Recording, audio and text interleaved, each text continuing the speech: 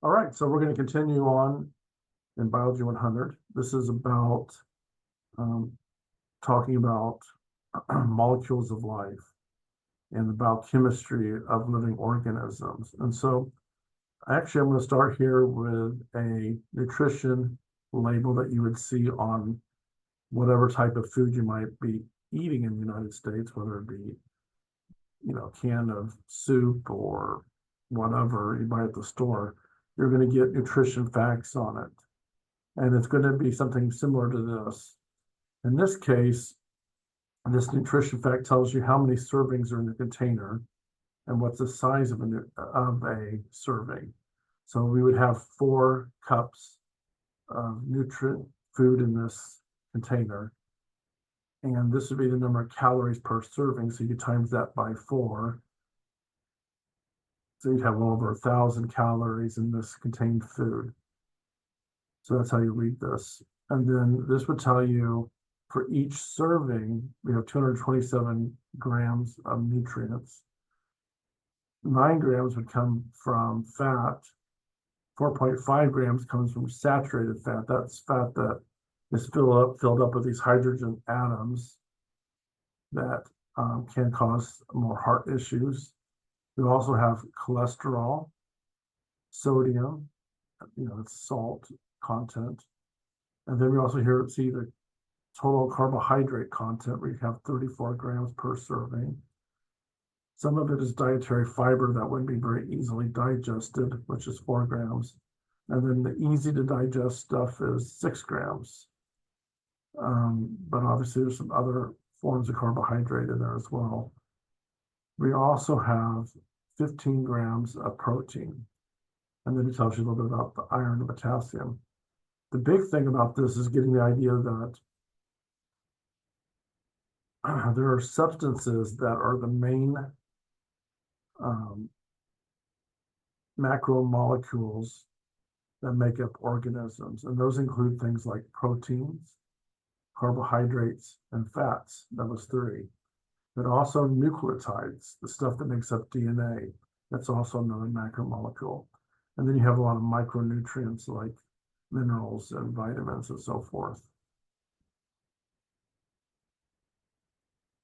So diets can vary in their quality. Obviously, you can have junky diets and you can have diets that have more nutrients. And there's probably some discussion and debate on what is considered more nutritious than other types of food. But there are some general guidelines that we do know about, for instance. We know we want to limit our salt cured and pickled foods as well as our smoked foods. This is because these foods tend to have, especially smoked foods, more free radicals that can harm and cause cancer. So the reason why you take antioxidants is to help in removing these free radicals. And when you put smoked foods, you're more likely to have more carcinogens. So keep those things limited, even though they're enjoyable to eat. If you have more vegetables, and particularly from the cabbage family, you can have more anti-cancerous nutrients. You also need a certain amount of trace elements as well. You're going to need vitamin C, or you're going to need to have iodine to avoid goiters. This person has goiter here. You can see their neck swelling. Some people will argue to have fluorine in your water or your toothpaste to help harden your enamel on your teeth. So these are examples of, something you're going to have to explore further on your own about what are good things to eat and what are not so good things to eat, and look at multiple sources.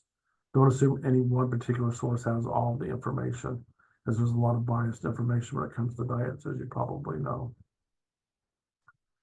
So what makes up macromolecules are some important atoms that are important for life. And so that's what's highlighted here.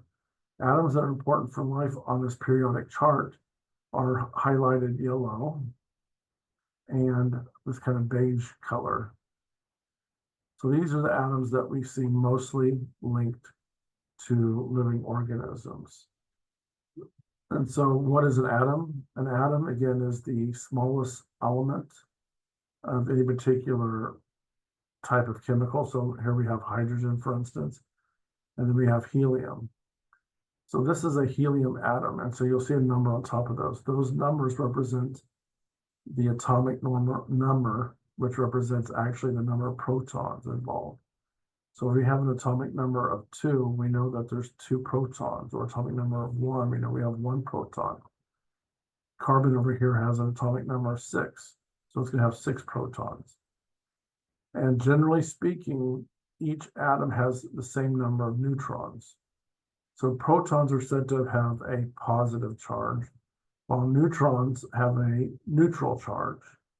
And so typically, most atoms will have the same number of neutrons as they have protons in the nucleus of an atom.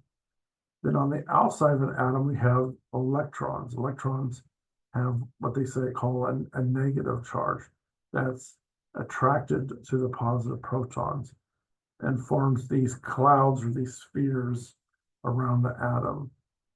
Typically, atoms have equal number of electrons as they do protons. So helium has 2 electrons. Hydrogen has 1 proton, and I don't think normally they have any neutrons, unless it's heavy water. And then they have 1 electron. Carbon would have 6 protons, normally 6 neutrons, though there are some cases where you'll have an extra neutron for a 7 neutron, and so forth. But typically, again, examples, carbon will have 6 protons, 6 neutrons, and 6 electrons.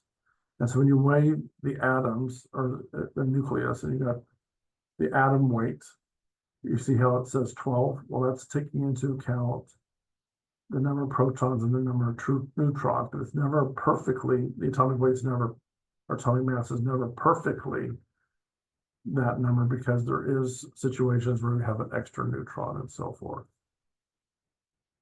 Now, if you had a carbon atom with 1 less proton, then you just realize that becomes the next atom down below. So if helium lost a proton for some crazy reason, it'll become hydrogen. If hydrogen gains a proton, then it becomes helium. So that's the important part of what an atom is. And then the chemical reactions are mostly the typical chemical reactions are mostly due to the electrons on the outside, forming bonds that allow atoms to stick to one another. If they stick together in a strong bond, we call sharing electrons.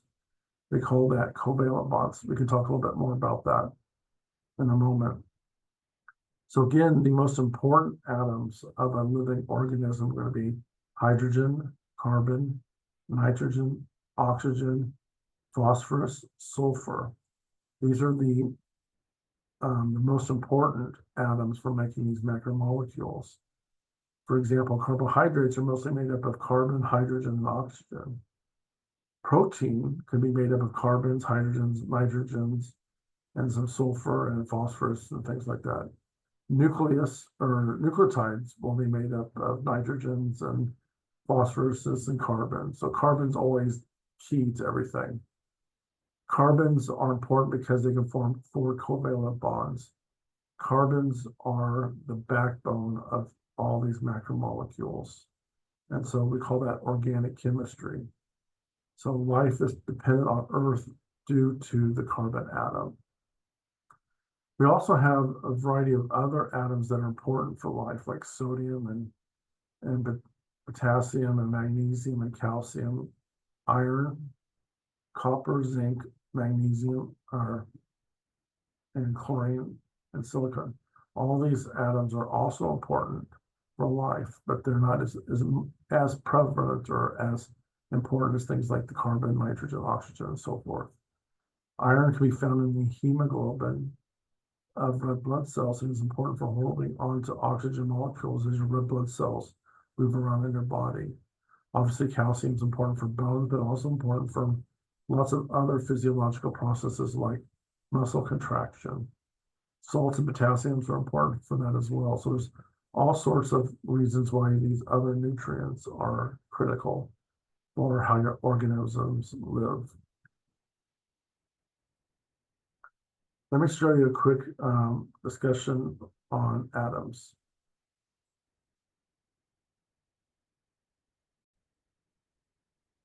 Right, this video is going to help us a little bit to visualize an atom.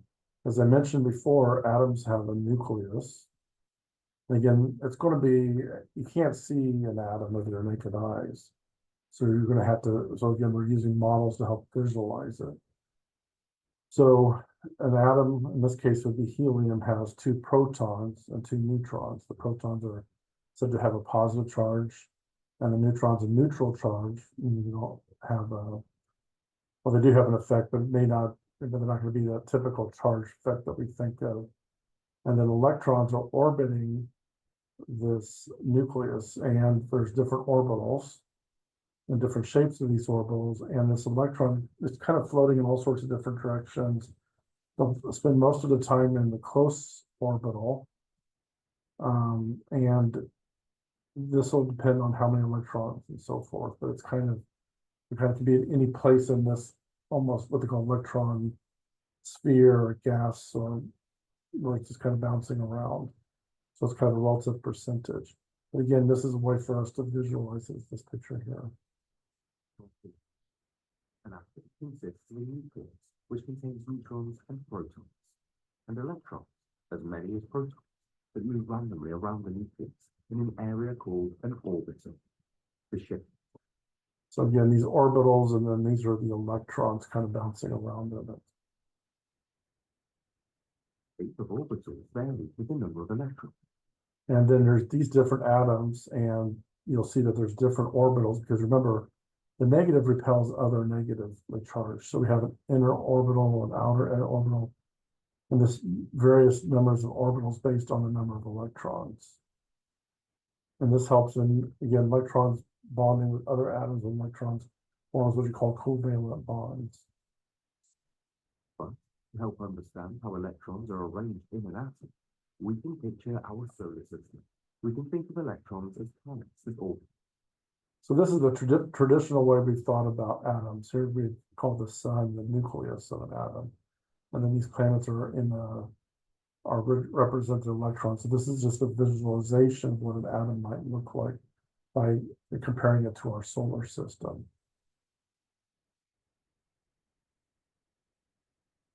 Orbit the sun. Just as planets are fixed in their designated orbits and do not collide with any planet, electrons too are fixed in their shells. Each electron shell has a specific energy level, and each electron shell can hold a certain number of electrons. So that first shell would hold 2 electrons, and the outer shells would hold up to 8 electrons. All shells are fixed in order of the energy level. The first shell, the closest to the nucleus, has the lowest energy level. So this is where you will find 2 electrons, and again, this would be the first shell that would be filled in any particular atom. So it's always filled first. The first shell can hold at most 2 electrons. At the next energy level, the second shell can bear a maximum of 8 electrons each. The third and fourth shells can hold 8 and 2 electrons respectively. The arrangement of electrons in an atom can be represented using a diagram called electron structure. So here's calcium. It has 20 protons. I mean, would have 20 neutrons, and then we'd have 20 electrons. So the first shell would fill up with 2 electrons, and the next outer shell would have 8, and then the next one would have 8. That would be 16 plus 2 is 18, and then the last 2 would be in the outer shell. Now there could be even more in the outer shell, but in this case, calcium is going to only have 2, because these other inner shells have been filled up. Because remember, if there's 20 protons, you'll see 20 neutrons and 20 electrons. So that's how this all gets added up together. Or the electron configuration. For example, the hydrogen element has a proton number of 1, also known as atomic number, and hence has 1 electron in total. This means it can only fill the first shell with 1 electron. Carbon has an atomic number of 6, so its first shell has 2 electrons, as it's the maximum limit, and the second shell has 4 electrons. Remember, carbon is also critical for life on Earth. And that's what we call organic chemistry. So carbons make the chains for sugars, proteins, and carbohydrates and nucleotides. Just about anything you can think of, carbon is critical for living organisms and make up those molecules. And why it's so special is the fact that it has 4 electrons in its outer shell. And then when it shares electrons with other carbons, for instance, it can hold up to 4 other atoms or 4 shared covalent bonds. The maximum limit of 8. For sulfur, with an atomic number of 16, it will have a maximum of. So sulfur has 16 protons and 16 neutrons, so we have 2 in the inner shell, 8 on the outer shell, that's 10, and then that means 6 would be on the last outer shell. 2 in the first shell, a maximum of 8 in the second shell, and 6 in the third shell. For calcium, since it has an atomic number of 20, it will have 2, 8, 8, and 2 as its configuration, which has the maximum points to the atom. So here's carbon with its 4 electrons in its outer shell and hydrogen with 1. That means that this electron, or this outer shell would like to have 2. It will actually bind and share this electron with carbon. So you can actually put 4 hydrogen atoms around it, and you call that covalent bonds. Outermost shell of an atom. The electrons in the outer shell of an atom are known as valence electrons or outer electrons. So again, the outer electron is known as a valence electron, and that's where the chemistry of bonding and breaking bonds and so forth take place that allow to make sugars and proteins and so For forth. example, as hydrogen has only 1 electron, therefore that electron will act as a valence electron. In the case of carbon, it has 4 electrons in its outer shell. Therefore, those 4 electrons will be called valence electrons. All elements that exist on this atom are arranged according to their increasing proton numbers in the periodic table of elements. This table plays a crucial role in the field of chemistry. It's called compounds. Through a process coming videos, So you will learn how the valence electrons join together to form stable compounds.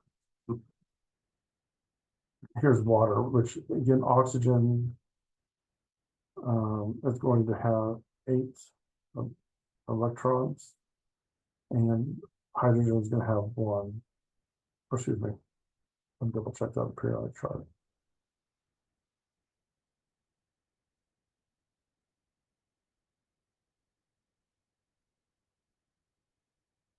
Okay, yep. So it does have 8 electrons. That means that if we're thinking about this, that means if there's 8 protons, 8 neutrons, and 8 electrons, the first shell's filled up with 2, and then the outer shell is filled up with 6. Now they say that atoms are happy when their outer shell's filled, their valence electrons are filled. So oxygen would be happier to have 8 electrons floating around it. And it has 2 openings because there's only 6 on the outer shell. Hydrogen only has 1 electron on its outer shell, and it wants to be happy by filling its valence shell with 2 electrons. And so they share an electron, we call that covalent bonds. And so that's the next thing we're going to talk a little bit about, just to get a gist of it. And then this is what a water molecule looks like. It has a bent shape.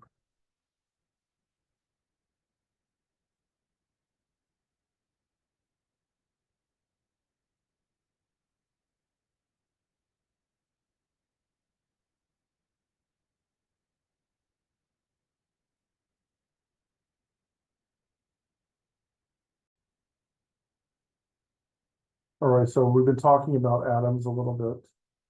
Now, we'll get back to that a little bit in a moment, but let's kind of put some definitions together. So the molecules of life, that's living organisms. Matter is any substance in the universe that has mass and occupies space. So that's basically everything you can think of.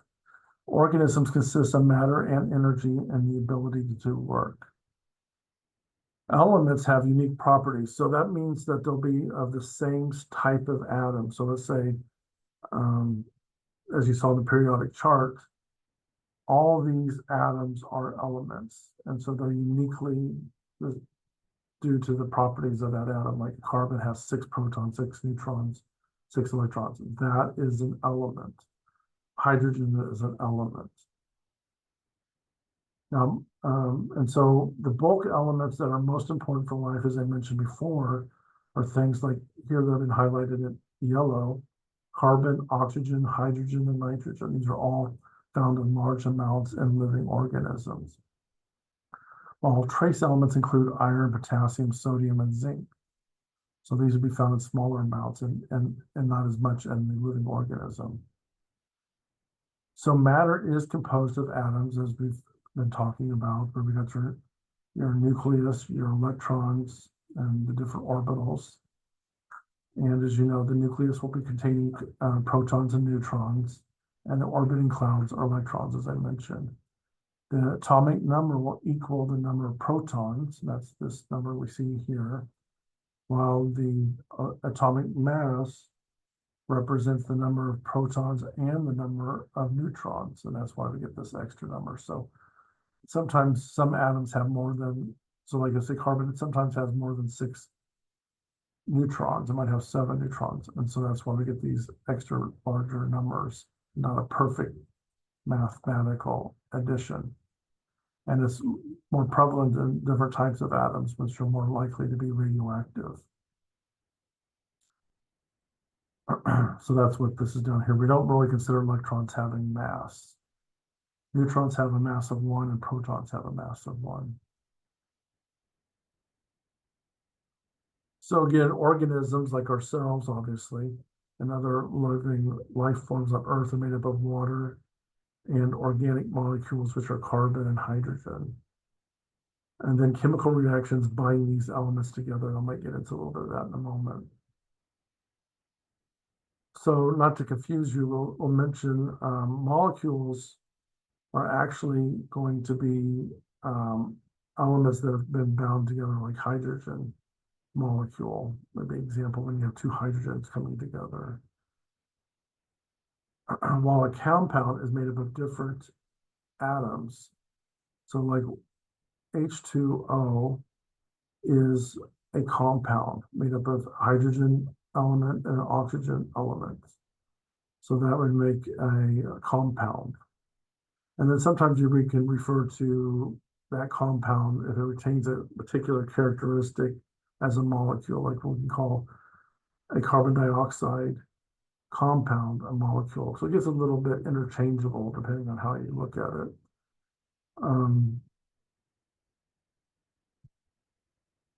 Here is examples of the weights and sizes of different atoms and compounds. So here's our elements of hydrogen and carbon. Remember, it has 1 proton, so it weighs 1. Carbon weighs 12 point something 002 or 6 or whatever you saw the periodic chart. And that's because it has 6 protons and 6 neutrons. And nitrogen would have 7 protons and 7 neutrons. Oxygen would have 8 protons and 8 neutrons. And that's how we begin to add this up. Water, you would have your 8 protons and your 8 neutrons. That's 16. And then remember, hydrogen's 1 each. So that's why we get the 18 for the molecular weight. So that's how they add these kind of things up. And so glucose, you would add up all the different carbon atoms, figure out the weights of those carbon atoms plus the weights of the oxygens and the weights of the hydrogens. And in this case, glucose comes out to be 180 when you weigh up all the protons and neutrons. So the important macromolecules of living organisms are going to be carbohydrates, which include starches and sugars, proteins, which include meats and seafood, excuse me. Just about anything you can think of that would be protein enriched. And then we have fats, which are typically found, or lipids, we call them the same thing, which are oils, butters, and egg yolks and things like that. Of course, egg yolks would also have protein in it, for instance, and we know that meat would also have fat, and even trace amounts of carbohydrates. But your body is primarily made up of proteins and fats as an animal, a human animal organism. We're going to be made up mostly of proteins and fats, and we are going to have some carbohydrates like glycogen in our muscles. So again, organisms are primarily made up of 4 macromolecules. And those 4 macromolecules, or 4 kinds of molecules, are proteins, nucleic acids, carbohydrates, and lipids. And so these are all termed as macromolecules. And they constitute the structure and the building materials and machinery of a cell. That includes the enzymes. And these are what we call polymers because they're large molecules of a substance. We call them macromolecules. So when we join a bunch of molecules together, we can call that a polymer. So again, the 4 major macromolecules are protein, nucleic acids, which is DNA and RNA, carbohydrates, and plants that would be starches and cellulose, and humans would be glycogen, and then lipids include fats, cholesterol, steroids like estrogen and testosterone. So all these are the examples of macromolecules that make living organisms. Again, carbon atoms would be critical for all of those, as well as oxygen, hydrogen, and nitrogen. So these are the atoms primarily responsible for making fats, making proteins, making carbohydrates, making nucleic acids. So your body is primarily made up of carbon atoms, oxygen atoms, hydrogen atoms, and nitrogen atoms. Those are the 4 major elements, the bulk elements. Remember those terms. And then we have a variety of less important, very important elements, but less amounts, like calcium is 1.5% versus 18.5% in carbon. And then we're going to have our trace elements like iron, zinc. And of course, iron is really important because that's what holds the oxygen molecule in our red blood cells. But these represent the amounts of these different elements. Remember, element is an atom. And so your body is primarily made up of water, much smaller amounts of carbohydrate, quite a bit more protein, quite a bit more fat. So your body is primarily water, protein, fat, and then lesser amounts of carbohydrates and bones and minerals. So macromolecules are joined together through a process we call dehydration synthesis in living organisms. And this requires removing a water molecule with the help of enzymes. And so when your body is making human protein or whatever, after you've eaten a meal, it will take these molecules and remove the water and join them together. And they do so through what we call covalent bonds. Now remember, I didn't really get into it, but covalent bonds are due to those valence electrons when they're shared between 2 different atoms. So in this case, this could be a carbon atom joining up with a covalent bond with an oxygen and a hydrogen. Now this picture is oversimplified, but what it's showing you is that a hydrogen atom, and we call it HO, hydroxyl. So this hydrogen and this hydroxyl group get pulled apart through an enzyme to make water, H2O, because you see the 2 hydrogen and the oxygen, joining these items. And this could be amino acids to make a protein, or this could be lipids. There's all sorts of ways, but we call that dehydration synthesis. And again, these require enzymes. Enzymes are proteins that your body makes that speed up these chemical reactions. Again, we're just providing a very general perspective. There's lots of nitty-gritty where you could take a biochemistry class to really understand this. When you eat a food, you also have to break down that protein, let's say from the beef that you just ate. You're going to break down that protein by the water you ingested. Water is going to come in and split the amino acids apart. We'll get into amino acids that make a protein or a carbohydrate will be split apart. And again, it will use enzymes and it will release energy. So it takes energy to bring atom molecules together, and it takes energy to remove all energy to split them apart with water. So we call this hydrolysis. So hydrolysis is where we break these macromolecules. Remember, macromolecules are carbohydrates, lipids, proteins, and so forth. This is how it's broken down in a very simple, generalized explanation. Water comes in and then we break it down. So when we talk about the macromolecules, carbohydrates are things like sugars, starches. You're gonna find this in breads and corns and cookies and whatever. Anything sweet is gonna be sugar. But there's also gonna be sugars you can't digest, like cellulose. That's made up of what makes a plant stiff. And if you break a piece of celery, you see fibers, that's cellulose that you can't digest. Cows can digest it because they are true herbivores. And they have a endosymbiotic relationship with bacteria that allow them to do so. Now, when you hear the word carbohydrate, you got to realize that means carbon plus water, hydrate, right? So you're going to see that there's going to be this ratio of carbon, hydrogen, oxygen at H2O. So there's going to be one carbon, two hydrogens, and one oxygen. The two hydrogens and the one oxygen make that hydrate side. And then the carbo is the carbon side. And so these can make all sorts of various types of carbohydrates. Some will be known as simple carbohydrates, and these will be sugars like glucose and sucrose that you can digest and they'll taste really sweet. And then you got your complex carbohydrates, like our starches that you'd find in baked potato bread or something of that nature. So this here represents what a carbohydrate looks like. This is a linear model. It normally is more complex, as you can imagine, because you can't see atoms, but this is how it's set up. So here would be our carbon backbone. Now, remember, carbon has 4 electrons in its outer shell. That means it can form 4 bonds. And so that's why it makes carbon so special. Is it can form 4 covalent bonds. And each time you see a line, that means it's sharing electrons. And we can get more into what a covalent bond is a little bit later. But what I want you to really get out of this is what a carbohydrate looks like from being drawn on a piece of paper. And so you get your carbon atom representing the backbone or chain. And then you're going to see hydrogens and hydroxyl groups because you get that H2O combination. Now, normally they're going to join together and form this shape here. So this is the chemical formula for glucose, and this is what it may look like. These balls would represent the electron outer shell.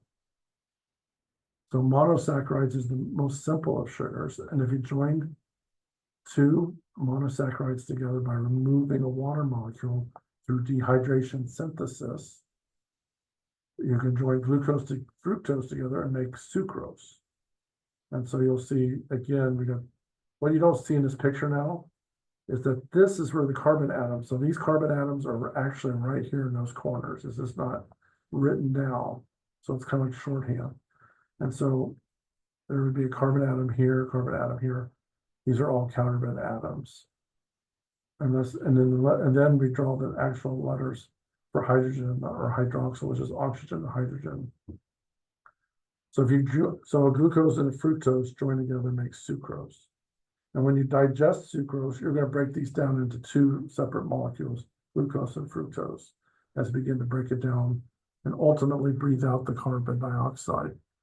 So when you're using energy, and the reason why you have to breathe is you're taking this sugar, for instance, breaking it down into carbon dioxide, ultimately that you breathe out, and then you use the rest for energy or whatever. And so we have our monosaccharides again, which is our simple carbohydrates, our simple sugars. Here's our linear chain, and then you can see the hydroxyl groups. And again, these are going to be found in glucose and fructose. These are going to be our simple sugars. Like here's a honeybee making using glucose and sucrose to make honey. That's our simple. And these are going to be energy sources that are very rapidly used by your body and digested rapidly. And then we have our complex carbohydrates. These are going to be long chains of disaccharides joined together. Again, let me back up a little bit. Simple carbohydrates still. So monosaccharides are a simple carbohydrate. Disaccharides are a simple carbohydrate. So here we have glucose and galactose joined. And again, this would be carbon atoms with hydrogens and oxygen and hydrogen coming off of it.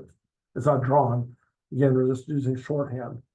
And here we have a glucose and a galactose coming together to form a lactose. Lactose is a milk carbohydrate that we find in cheese, for instance. So lactose is in milk. Anytime you see the word ose, by the way, that means it's a sugar. So sucrose is a sugar, glucose is a sugar. So that should be a dead giveaway. It's a sugar. Maltose, it's a sugar. And so again, here we have dehydration synthesis joining these two monosaccharides together. If you join mono to mono, you get a disaccharide, di meaning two. So that's another type of simple carbohydrate that is going to be easy to digest. And then we're going to have complex carbohydrates. That's when you join a bunch of these carbohydrates, simple carbohydrates together to form a long chain. In one case, we can form starches. That's going to be, again, a long chain of these monosaccharides forming what we call a polysaccharide. So we went from monosaccharide to disaccharide to polysaccharide. So you got several of them. And they join and can form things like starch or glycogen. Both of these things we can digest and use for energy. But also complex carbohydrates includes things like cellulose, which is something we can't digest. When you eat corn on the cob and you don't finish, and some of it you'll be able to digest like the starch, but some of it's not going to, is going to be up in the toilet. That's the cellulose that you can't digest. Some animals are much better at digesting cellulose because they have endosymbiotic relationships. We're not herbivores, so we can't digest cellulose. Chitin is also found on the cell walls of fungi. And I can't remember if we can really utilize it as a fuel source since it's made up of cell walls. It might be hard to digest. But our bodies readily, I need to double check that, but our bodies readily digest starches and glycogen. So here's an example of a bunch of simple sugars joined together to form starches. Or here's a bunch of simple sugars forming glycogen. So again, we call these polysaccharides. And then here we have a disaccharide that's found in the milk as a sugar that some people can't digest because they don't have the enzyme needed for hydrolysis. Because remember, hydrolysis would be breaking those atoms apart. Some people have them, and some people lose them after being a child. So a lot of people can digest lactose, and then some people that become lactose intolerant have lost that enzyme once they became adults. And then here's cellulose. We can't digest cellulose. That's going to be the cell walls of plants. Again, only certain animals like cows can digest it because of bacteria. And then here's chitin. Chitin can also be found on the exoskeleton of things like shrimp, crabs, and of course we can't digest those things. Or they're very difficult to digest anyway. So they're tough, resistant surfaces, and we find it in fungi a lot too. So those are all examples of carbohydrates. Lipids, on the other hand, are fats, are oils. Some of them are critically important, like phospholipids. Phospholipids make up the cell membrane of all our cells. We also have fats and steroids, and all those stuff is really important. We know we sometimes fear having fat in our diet, but we need some of that for our brains to be functioning, especially essential fatty acids. As you know, lipids are hydrophobic, so they don't dissolve in water properly because of the way their atoms work. In this case, you don't see any, you see very few oxygens. Remember, carbohydrates, we saw lots of hydrogens and oxygen hydrogens. Let me make sure I'm explaining that right. In carbohydrates, we have lots of hydroxyl groups, OH, OH, OH, remember H2O. In lipids, we don't have H2O, we just have mostly all hydrogen. We call this saturated when all the bonds are filled up with hydrogen. So this would be an example of a saturated fatty acid. And so these fatty acid tails are actually hooked up to a backbone we call glycerol. And again, all these lines represent covalent bonds. And so we can have what we call a triglyceride because we have 3 fatty acids going to this glycerol backbone.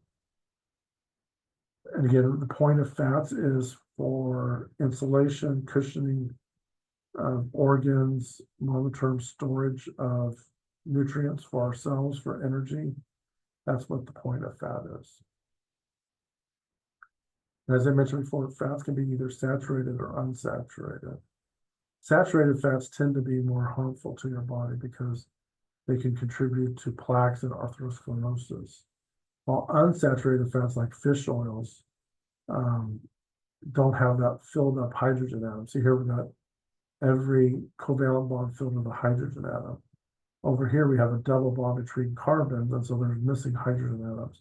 So we call it unsaturated. It's not filled up completely with hydrogen atoms. Well, this one's completely filled up with hydrogen atoms. And again, unsaturated fats are typically more healthy than saturated fats.